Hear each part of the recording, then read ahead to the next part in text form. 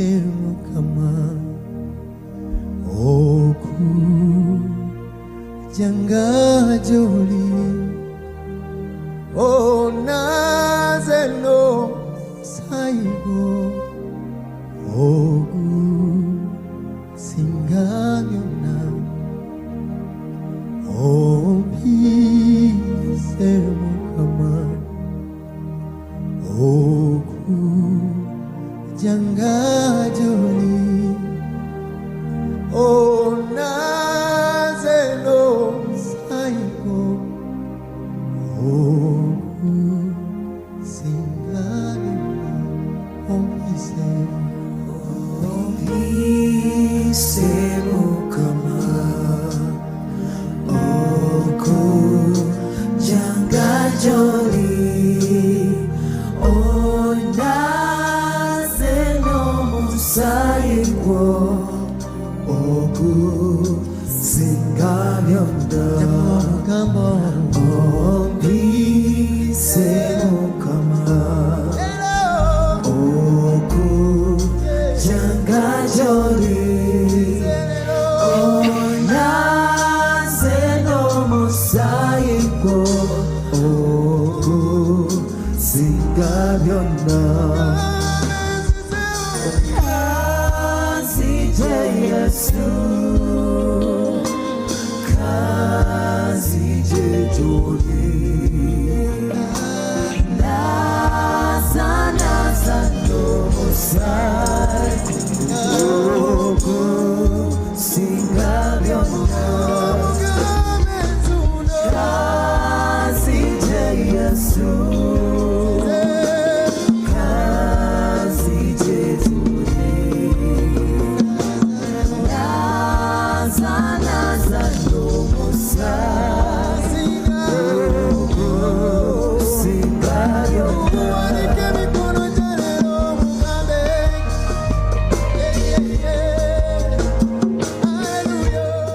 erinnya lya mukama waffe Yesu lyebazibwe nnyo. Njagala kubalamusaako nnyo nate mwenna mu maanyi ag'omwoyo omutukuvu. Kitaffe omwagalwa, njagala kwebaza nate olwakadde kano akalungi kotugerekedde ffe okubeerako maaso go, okubeera wano mu linnya lya mukama waffe Yesu Kristo abeerera ddala omulamu. Weebale gwataggwawo, ekisa kyo kingi nnyo gye tuli. Tukwebaza olw'omusaayigo ogwayika ku musalaba mukama waffe Yesu ogwatutukuza ne gutunaaza. Weebale, weebale, weebale. Amen. Olunaku luno luteeka maaso go, akadde kano kennyini kanyika buziba w'omusaayigo omwana gw'endiga mu linnya lya mukama waffe Yesu. Weebale, weebale mukama olw'abaddu bo abaweereza bo. Weebale mukama. Amen. Amannya Nicholas nga yenze agenda okutwalira ddala mu ddakiika zaffe ezigenda okuwera 30. Tuli mu program omulabe w'ekkanisa, program omulabe w'omusalaba. Olunaku olwaleero lwa 6, ennaku z'omwezi ziri 11 omwezi ogwokusatu omwaka 2023 omwaka gwa mukama waffe Yesu 2023. Twagala okwebaza Katonda yonna gy'osinzidde okulabika nti no ogoberera omulimu guno ogugenda maaso. Njagala kulamusaako Facebook page Just Gospel Media Uganda ne Just Gospel Fellowship Center, ate era Just Gospel Fellowship Centers eza WhatsApp channel zaffe. Twagala okwebaza Katonda. Gowe nagamba nti wandyagadde okukuŋŋaanako naffe tusabeko wamu ffenna twogere ku bigambo ebigendako ewala. Twebaza mukama. Platforms zaffe eza Just Gospel Centers tujja kuba tukuwa links awo wansi. Admin Prosi ensonga eyo wajja kuba bagikolako mu maanyi ag'omwoyo omutukuvu. Obeera butereevu mu programu yaffe omulabe w'omusalaba, omulabe wa Kristo. Twagala okwebaza Katonda. Buli lwa 6 ne Sunday tubeerawo obutereevu okukutwala mu maaso mu maanyi ag'omwoyo omutukuvu. Tubadde tusiiseemuko nga tukyayinako ensonga ezimu ze tukwataganya, naye twebaza Katonda kubanga mulungi. Tovaawo wendi, mpamu dakiika emu yokka tweyongereyo.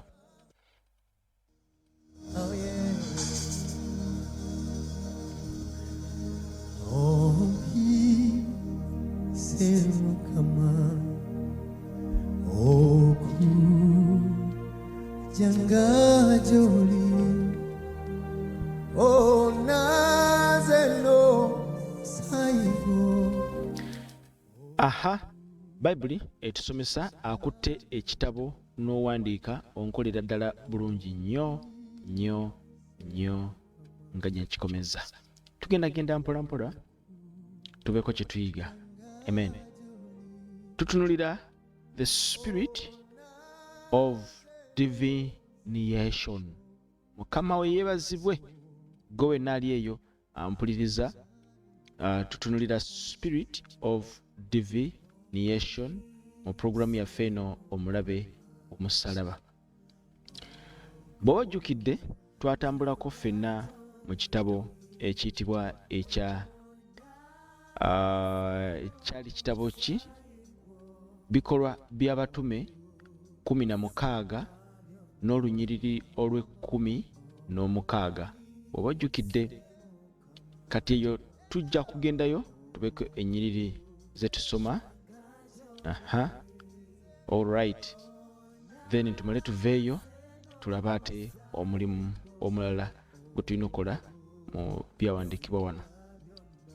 Nsabye Katonda akubikula magezi otegeere ebintu bino. Bikolwa by'Abatume 16 Acts nkuteereddewo Oluganda wamu n'Oluzungu. Awo nno olwatuuka bwe twali tugenda wali ewasabirwanga, omuwala eyaliko dayimoni alagula n'atusanga eyafuniranga bakama be ebintu ebingi olw'okulagula. Oluzungu KJV gyenkute. And it came to pass as we went to prayer, a certain damsel possessed with the spirit of divination.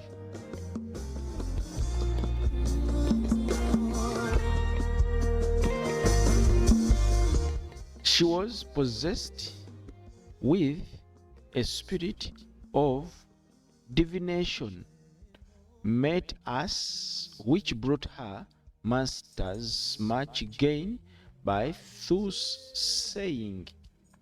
Kakati olunyiriri luno lulina ekigambo ekiririmu ekyekwese nga tetunagenda mu nnyiriri ndala.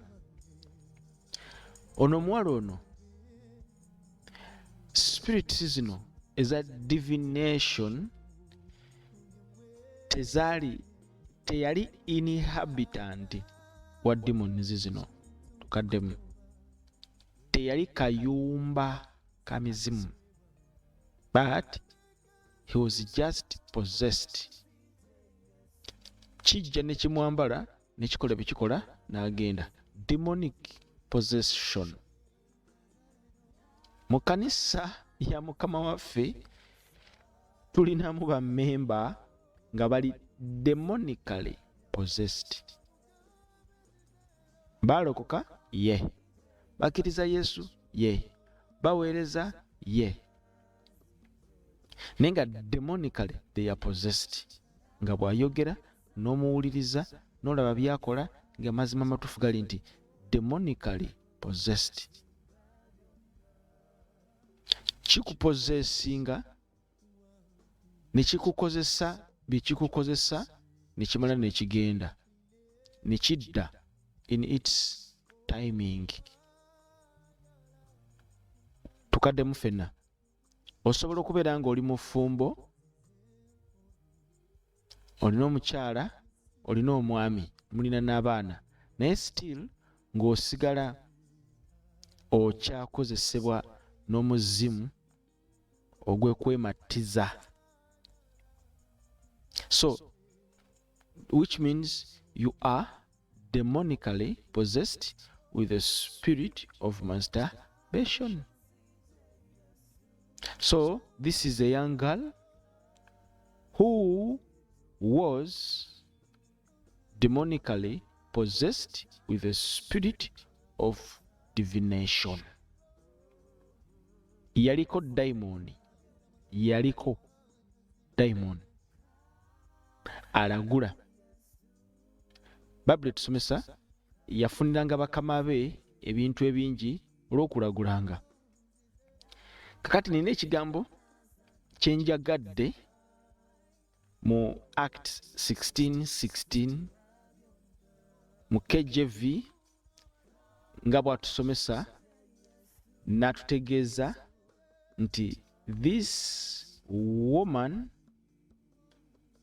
lady, a young girl, was possessed. Olabaddeko mu kanisa n'olengera abooluganda ng'omulimu gwe basinga okukola ogw'amaanyi kugeya, nga bageya ate nga bali mu kwaya, ate nga baweereza, ate nga bakadde ba kanisa, ekyo ng'okiziza ebbali, ate nga bo bennyini beegayirizi, naye nga mu kusaasaanya ebyama by'abooluganda by'okusaba basinga leediyo ne TV, balina olugambo. Many of them, they are possessed with a certain spirit. Bw'oba togitegedde nga ye agimanyi naye ng'akugamba nina ekintu kyange kye nnwana nakyo.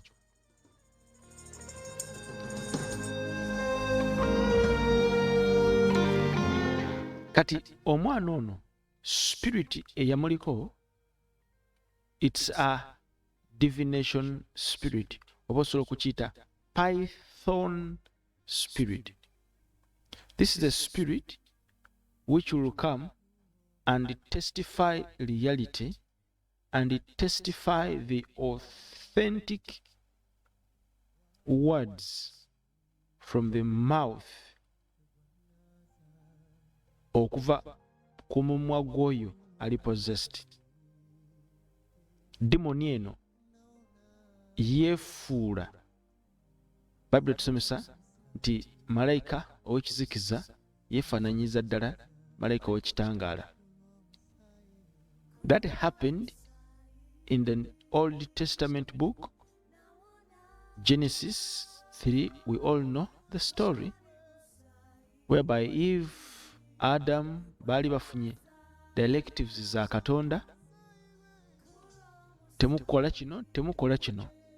But at the end of the day, this demon, this devil himself, approached them n'abagamba nti temulaba Katonda yabagamba bw'ati, yabalimba kubanga yamanya obumulikola muti mulibeera muti. You know the story. So what happened? They followed the directives of the devil. Bano abantu nga bali mu kubeerawo kwa Katonda, bano abantu nga batondeddwa mu kubeerawo kwa Katonda, be bantu abasookera ddala okufuluma purely mu katiba ka Katonda, ng'obutuukirivu n'obutukuvu bubaliko, bukaza n'obusubi, ng'obutukuvu n'obutuukirivu obubaliko, my God, nga baliko amasannyalaze ga Katonda, nga basaza, nga anointing ebaliko wangi, nga anointing ebaliko, nga batondebwa mu butukuvu n'obutuukirivu bwa Katonda. Imagine presence ya Eden mwe bali, mu lusuku mwe bali, olabira ddala nga bamalayika bali wali abakutte ebyambe abatasaaga. Alo, kubanga Bible tusomesa nitwambala omuntu omujja, oyo yatondebwa mu kifaananyi kya Katonda, mu butukuvu ne mu butuukirivu bwe twatondebwa. Befeso meka? Befeso 4:2. munnya okwambala omuntu omujja eyatondebwa mu kifaananyi kya Katonda mu butuukirivu ne mu butukuvu obw'amazima. So, and that ye put on the new man, which after God is created in righteousness and true holiness. So, which means we were created in the likeness of God in righteousness and true holiness. Obutukuvu obw'amazima. So, which means when God created man, there was no any deceit in it. There was no any error. Temwalimu ka crack, temwalimu ka cracked fragment nti abadde abulako. Nedda. Kubanga bw'abanga abulako olwo n'olwekyo Katonda naye aba abulako. Omuntu yatondebwa nga tabulako kantu konna. Fully in the spirit. Tetwogera ku mubiri nti bamuzadde alina okutu kumu oyo abulako, nti bamuzadde abulako ennaku 4 premature birth, bamuzadde ng'abulayo omwezi bali mu kumubika. No, in the spirit tetubirinaayo. In the spirit we were created in the image and the likeness of God, pure, righteous, pure holiness, which is true with no deceit. Kakati nga bw'olaba Eve ne Adam olaba Katonda. After all that happened, there comes a man himself called the devil. Never creating a conversation.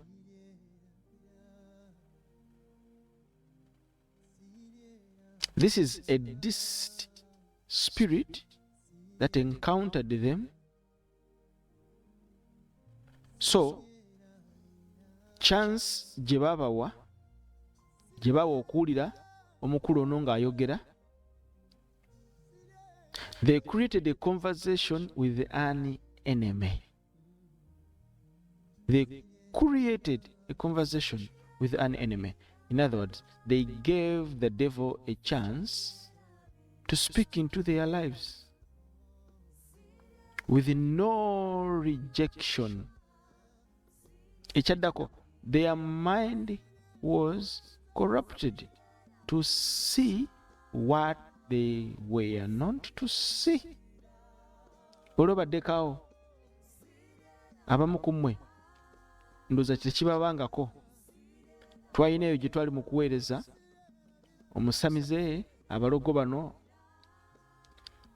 nga batuula okutubuulira obulamu bwabwe. Kakati nno munnange nno mukyali baana bato, naye ffe njagala tubabuulire gye twava. Kitange nno yali mu Protestanti, kakati nejja bwe biti. Maama nno yali yalina ebintu bino ebyemmandwa, kakati munnange ne bijja bwe bityo.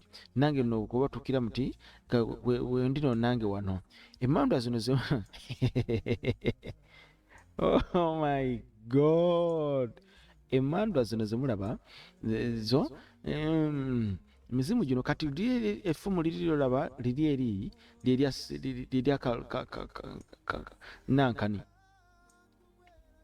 Kati nange nsubira ndiba nzadde abaana bange gwe ndiba mpadde ng'omusika aligira ebintu bino. Kakati omusamize ali mu kuba wa mboozi. Munnange nomulaba abazungu bajja wano ne batuleetera eddiini. Kati eddiini eyo ne bagala basanyewo obwobuwangwa. Naye munnange wadde muli ba Yesu Kristo, naye temulina kwerabira obuwangwa. Kakati naawe ng'oddamu munnange bagireeta eddiini, naye teffe tetuli ba ddiini eyo, ffe tuli balokole. Kakati munnange bakitawo bye baakola tebyali birungi. Kakati munnange oli mu kucreatinga gap omukulu ono okwogera mu mind yo Onfuna, you're giving heed to this false sound, the false doctrine of this man. However, byayogera bituufu, naye tebikukwatako wadde okubimanya. Kituufu byayogera, kituufu baali babagaana, kituufu Sitaani byayogera bituufu baali babagaana. Era ekituufu kiri nti babategeeza nti bwe mugulyako temulirema kufa. Kituufu abimanyi. Nene wankubadde ng'obimanyi, I don't have to create a gap between me and you to converse. Mu kino, devil are creating a space for these people to interpret mu ango efaanaganako bwetyo, tukiyita okweraguza. Okweraguza. Kati obeera ng'olina omusamize ng'ogenza okumugamba nti jjajja mbuulira kiki ekigenda maaso mu bulamu bwange. Mediums. Kati this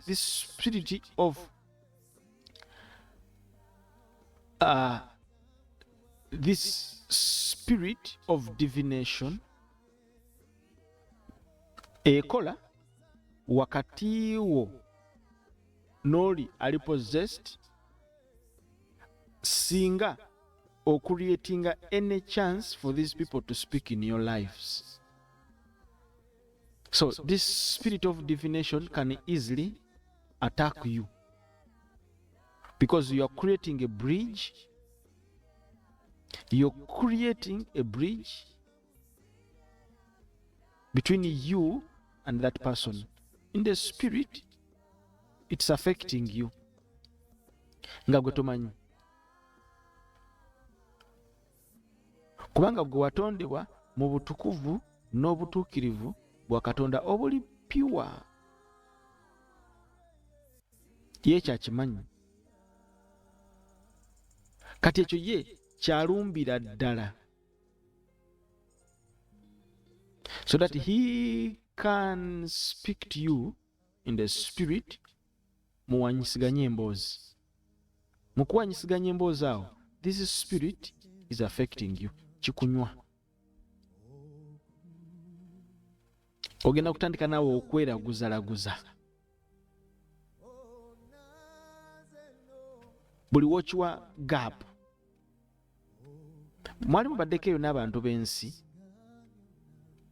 betuyita abali secular, abatali balokole. Omanyi kye bakola? Buli wotula naye okumubuulira enjiri, ogenda okumuwulira ng'alina emboozi gy'akutwala. Oba oluusi mutudde muli ku mirimu eyo, n'akuleetera ekiboziboozi, n'akutwala ekiboozi, ogenda okuwulira nga kigudde amakerenda. Naye ng'ekiboozi ogenda okusiriikiramu okukiwuliriza nga tekirina makulu. Naye kiwadde obudde n'okiwuliriza. Mu kukiwulirizamu, you need more of that mboozi. Mugenda okumaliriza. Kubanga gwo omulimu gw'omuzimu ogwo kulabika nti no spiritually guku attackinga, guku possession. It's a python spirit, eri so intelligent nti ekozesa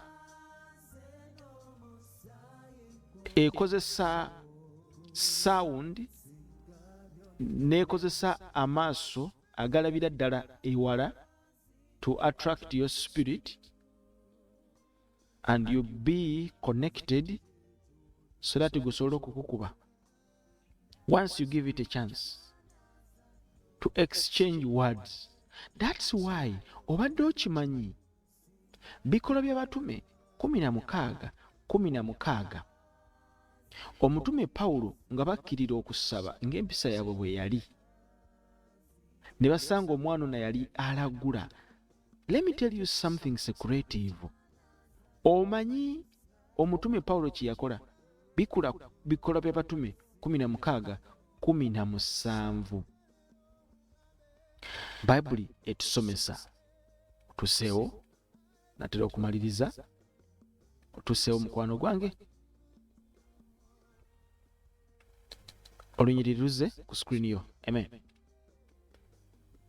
Bible tusomesa oyo bwe yagoberera Pawulo naffe n'ayogerera waggulu nti abantu bano baddu ba Katonda ali waggulu ennyo ababuulira ekkubo ery'obulokozi. Kituufu oba nedda? Nziraamu. Oyinza okwogera nga sikuwulira, tayipinga wansi awo. Kituufu baddu ba Katonda ababuulira enjiri ekkubo ery'obulokozi oba nedda? Kituufu. Ani abyogera? Ono omuwala aliko ki? Aliko dayimoni eragula. Byayogedde bituufu? Bituufu. Naye okumutegera nali mbasomesaako recently ne mbagamba nti ekyawula nabbi ow'obulimba n'atali wa bulimba ye source abantu bana babiri gye ba downloadinga information yaabwe. Servers ezibawa information ye baawula. Abamu information bagijja mu mizimu, abalala bagijja wa Katonda. Naye nga yonna information y'emu efaanagana, naye kibaliko kirala. Bible esomesa nti n'akolanga bw'atyo ennaku nnyingi, naye Pawulo bwe yanakuwala ennyo n'akyuka n'agamba dayimooni nti nkulagira mu linnya lya Yesu Kristo omuveeko, n'amuvaako mu kaseera ako. And this did she many days. But Paul, being grieved, turned and said to the spirit, I command thee in the name of Jesus Christ to come out of her. And he came out of the same hour. Kitegeeza yakolanga ekintu kino mu budde bwe baagenderangamu okusaba nga abateega mu kkubo. Abasajja ba Katonda be bano, abasajja ba Katonda ab'amaanyi be bano. Mukadde ako kennyininyini omutume bwe yategeera nti ono omukyalo ono ali mu kutwogerako, ali mu kutwogerera ebirungi, tuli basajja ba Katonda, tukimanyi, shut up, tetulina budde naawe, shut up. Olwolabye abantu abagoba emizimu mu kyaki ne bagiwa emizindaalo ne gyogera ne gikaaba, mututwale kale, mututwale, mututwale. Come out. Sirina budde bwa kukuwa muzindaalo tuwaye, tebuliiwo. Kakati jjo gikimanyi nti kasita gikukwata n'ogiwa obudde gigenda kutandika okukukolako, jja giwulira. Gigenda kukukolako, ojja kugiwulira. That's why nti omutume teyagiwa budde, kubanga kasita giwa obudde bw'ati gigenda mukwata bwongo. Kasita gikukwata baasi gitandika okukyusa obulongo bwo n'entegeerayo, so that awo n'otandika okubeera possessed, kubanga ogudde enzigi z'omutima ojaniriza. Eve kye bakola, baggula enzigi z'omutima ne bawa omukisa emizimu gino. N'osanga abalokole ssebo batudde bakutte emboozi ekutta akati, n'omusamize ali off ku mirimu, ayambaddeko bulungi ne lugabireze, bali mu kunyumya mboozi bw'anywa kacaayi ne kataaba.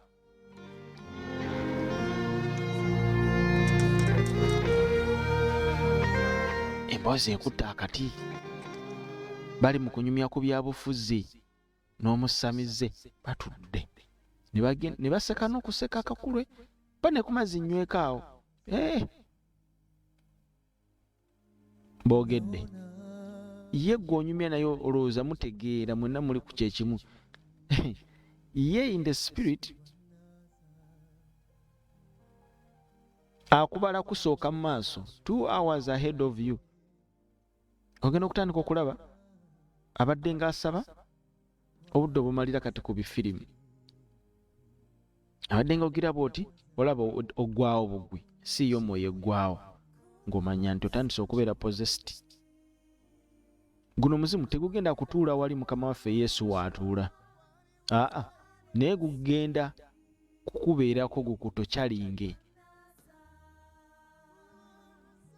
That's how these divination spirits bwe zikola. Tezikoma bukomi kukulaguza bintu bya bufere, naye zikubeerako ne zikukozesa ebintu ebitategerekeka.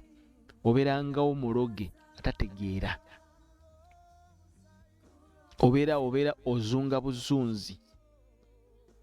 Bwe buba bufumbo busobola n'okugaana, kubanga gwe n'omwami okugamba nti mpa ku mazzi nabeko mu ngalo, owulirira ddala mulinga eddoboozi eryogera mu mutima gwo, olinganga omuwulidde ng'agamba gwe musiru gwe mpa amazzi. Kumbe omusajja akugambye mama naaka mpa ku mazzi nabe mu ngalo, naye gwe kubanga oli possessed, muli owulira eddoboozi liringa erigamba nte ggwe kimmonde ggwe mpa amazzi nabe mu ngalo.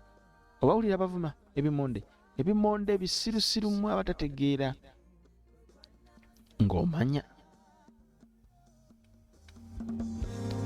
Bayibuli okimanyi eyogera mu kitabo ekitibwa eky'Abagalatiya, Bagalatiya 3:1 omanyi ekyatuuka mu kanisa y'e Galatiya?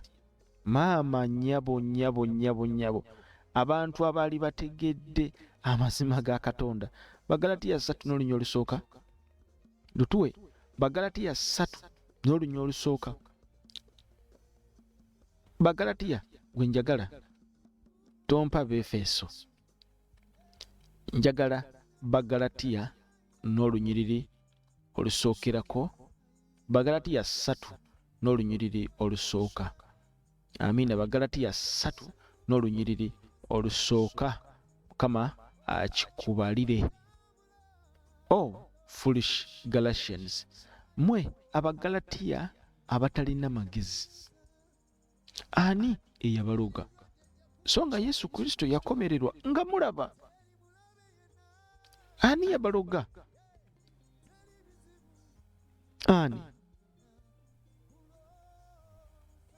Ani yabaloga? Kristo so nga yakomererwa nga mulaba. Kino kyokka kyenjagala mmwe okuntegeeza nti mwaweebwa omwoyo lwa bikolwa by'amateeka, nanti ki lwa kuwulira kwa kukkiriza.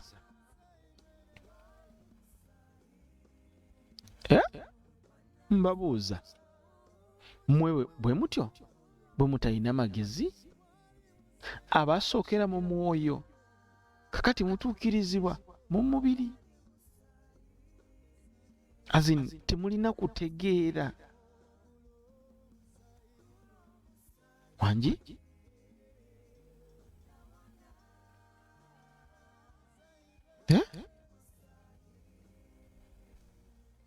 Mwasookera mu mwoyo kakati mutuukirizibwa mu mubiri. Imagine ng'omusajja Yesu yakomerebwa nga mulaba. Bagalatiya 3:1 Yesu Kristo yakomererwa nga mulaba muti. You are the witness. Mwalaba kiki ekibaddewo? Babaloga. It's not nti abantu bano babaloga nti bali awo bizezengere tebitegeera. Nedda.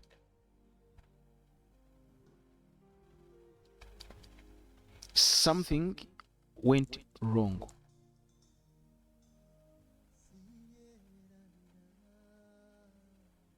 Hello? Mutandikidde mu mwoyo, mumaliriza muli mu mubiri. Kitegeeza batandika okutunuulira n'okwegomba ebintu eby'omubiri ne bitandika okubeeresa n'okubeerabiza eby'omu mwoyo. So nga yakomererwa nga mulaba. Kitegeeza Paul omutume wa Kristo abawa reference, eyewitnessed. Omusajja ono yaliwo ffenna nga tutambula naye. Mwalaba ebintu bye yakolanga ne bye twatambulanga nga tukola. Budde butudduseeko. mwaliwo nga mubiraba. Obuweereza butandise mulaba, mulwanye nabwo, butubeeko we butuuka, gye tuvudde yonna mulabayo, tulina we tutuuse, tulina ku bujulizi. Kakati ate muli mu kwonooneka bwonoonese. Gye tuvudde mwerabiddeyo? Gye tuvudde mwerabiddeyo? This divination spirit tekoma bukomi kweraguza bweraguza, ekyusa n'obwongo bwo n'entegeerayo. Omuntu n'abeeraawo nga totally ali demonically possessed, naye ng'akwata Bayibuli n'atula ne mu kanisa n'ayogera n'ebigambo, but spiritually ali under attack. This happened to the church of Galatians. Ani yabalugammwe?